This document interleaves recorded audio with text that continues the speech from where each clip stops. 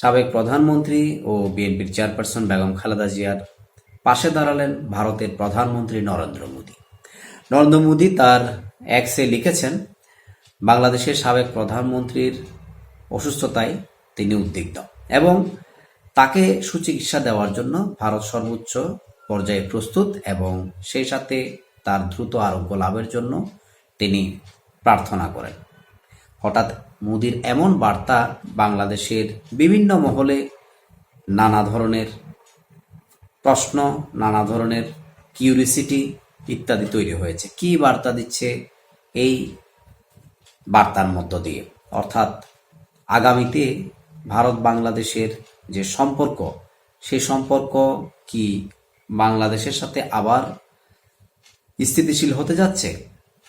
কারণ বাংলাদেশের রাজনৈতিক অঙ্গনে বর্তমানে মোস্ট ইম্পর্ট্যান্ট একজন পার্সন বেগম খালেদা জিয়া।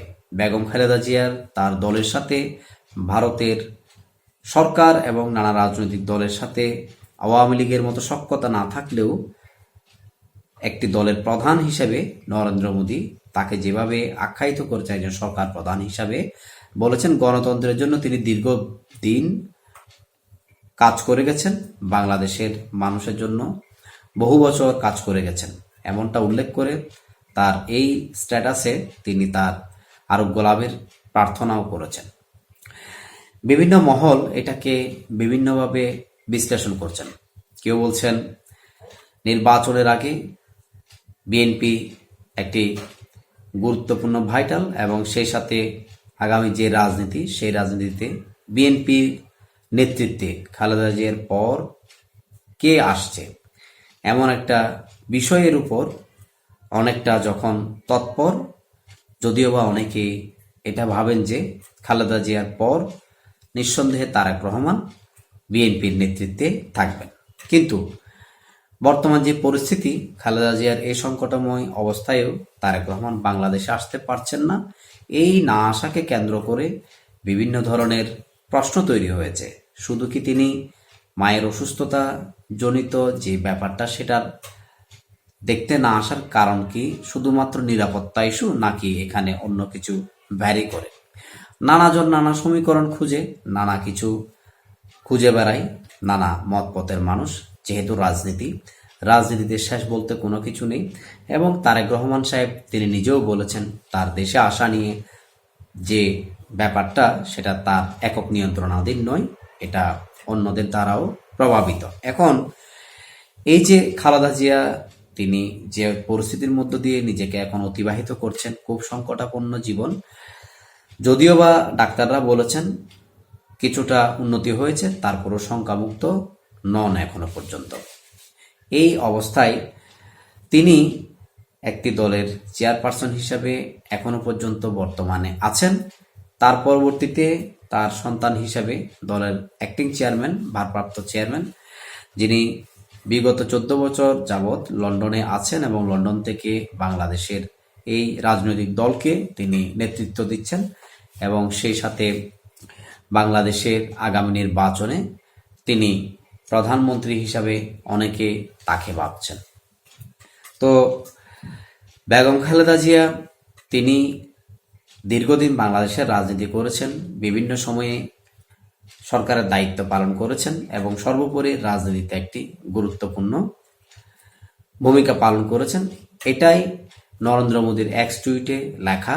আসলে এটা যদিও বা তার লেখা, বাট তিনি বিগত প্রায় 5 দশকের রাজনীতিতে বাংলাদেশের একটি আলোচিত অধ্যায় এবং সে অধ্যায়ের যে মানুষটি এখন তিনি বর্তমানে হাসপাতালে শয্যাশয়ী, তার এই অন্তিম সময়ে তাকে ঘিরে ভারতের প্রধানমন্ত্রীর যে পোস্ট, সেই পোস্টটিকে নানা মতপথের মানুষ নানানভাবে দেখছেন। কেউ বলছেন আগামী নির্বাচনের আগে বিএনপির সাথে একটা অ্যালাইনমেন্ট বা রাজনৈতিক যে ব্যাপার, সেটা ভারত অনেকটা এগিয়ে নেওয়ার ক্ষেত্রে একটু এগিয়ে গেল এই বার্তার মাধ্যমে। আবার কেউ কেউ বলছেন এই বার্তা একটি সরকারি বার্তা এবং সরকার প্রধান হিসেবে সাবেক একজন প্রধানমন্ত্রীর সেই নিয়মিত যে বার্তা, যেহেতু এটা বাংলাদেশ এবং বাংলাদেশের প্রতিবেশী দেশ ভারত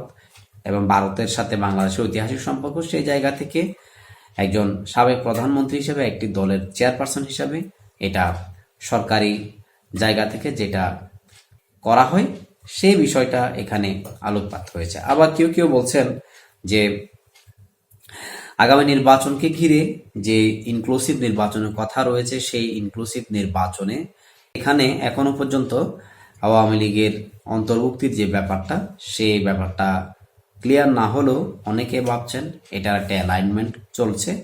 সেই অ্যালাইনমেন্টের জায়গা থেকেও তারা শুধু আওয়ামী লীগ নয়, বিভিন্ন দলের সাথে এখন একটা যোগসাজশ বা একটা কমিউনিকেশন তাদের জায়গা থেকেও একটা করা হচ্ছে।